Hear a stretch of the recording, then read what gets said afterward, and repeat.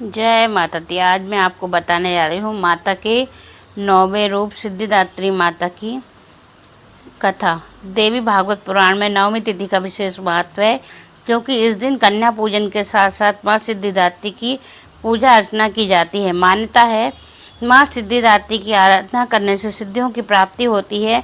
साथ ही अगर माता के स्वरूप की बात करें तो इनकी दाहिनी तरफ के नीचे वाले हाथ में कमल पुष्प और ऊपर वाले में शंख है। वहीं दाई तरफ के नीचे वाले हाथ में गदा और ऊपर वाले हाथ में चक्र है।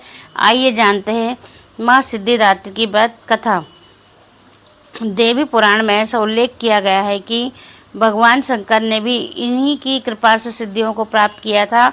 ये कमर पर आसीन है और केवल मानव ही नहीं बल्कि सिद्ध, गंधर्व, यक्ष, देवता और असुर सभी इनकी आराधना करते हैं। संसार में सभी वस्तुओं को सहज और सुलभता से प्राप्त करने के लिए नवरात्र के 9वें दिन इनकी पूजा की जाती है। भगवान शिव ने श्री सिद्धिदात्री देवी की कृपा से तमाम सिद्धियां प्राप्त की थी। इसे देवी की कृपा से ही शिव जी का आधा शरीर देवी का हुआ। इसी कारण शिव अर्धनारीश्वर नाम से प्रसिद्ध हुए।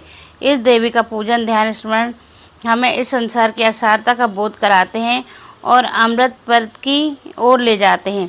जय माता दी। 9वें दिन की कहानी के बिना नवरात्र का पूरा अधूरा रह जाता है, इसलिए 9वें दिन की जरूर कहानी सुने। माता रानी सभी की मनोकामनाएं पूरे करें। जय माता के 9वें स्वरूप की एक कथा ये भी प्रचलित है। माँ दुर्गा जी की 9वीं शक्ति का नाम सिद्धिदात्री है। यह सभी प्रकार की सिद्धियों को देने वाली है। नवरात्र पूजन के दौरान के 9वें दिन इनकी उपासना की जाती है।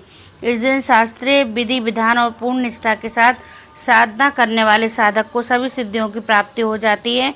सृष्टि में कुछ भी उसके लिए अगम्य नहीं रह जाता। ब्राह्मण पर पूर्ण विजय प्राप्त करने की सामर्थ्य उसमें आ जाती है। मार्कंडेय पुराण के अनुसार अणिमा, महिमा, गरिमा, लगिमा, प्राप्ति, प्राकारम्य, ईशत्व और वश्यत्व ये 8 शक्तियाँ होती हैं। ब्रह्म वैतत्व पुराण के श्री कृष्ण जन्मकांड में यह संख्या 18 बता रही गई है। इनके नाम इस प्रकार हैं: अणिमा, लगिमा, प्राप्ति, प्रकाम्य, महिमा, ईश्वत्व, वाशित्व, सर्वकाम वाशियता, सर्वज्ञ, दूर श्रवण, पर कार्य प्रवेशन, वाक सिद्धि, कल्प नक्षत्र, सृष्टि, संहन, कर सामर्थ्य, अमरत्व, सर्व न्यायकत्व, भावना सिद्धि। माँ सिद्धिदात्री भक्तों और साधकों को ये सभी सिद्धियाँ प्रदान करती हैं और देवी पुराण के अनुसार भगवान शिव ने इनकी कृपा से ही इन सिद्धियों को प्राप्त किया था। इनकी अनुकंपा से ही भगवान शिव का आधा शरीर देवी का हुआ था। इसी कारण वे लोक में अर्धनारीश्वर नाम से प्रसिद्ध हुए।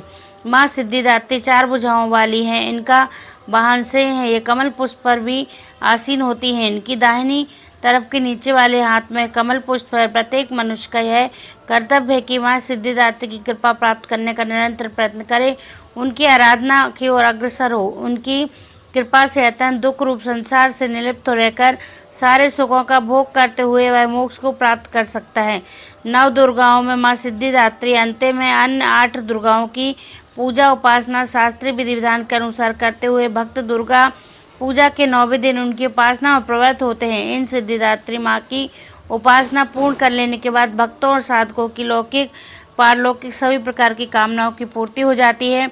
सिद्धिदात्री माँ की कृपा पात्र भक्त के भीतर कोई ऐसी कामना शेष बचती ही नहीं जिसे वह पूर्ण करना चाहे, पर वह सभी सांसारिक इच्छाओं, आवश्यकताओं और तृष्णाओं से ऊपर उठकर मानसिक रूप से माँ भगवती के दिव्य लोकों में विचरण करता है।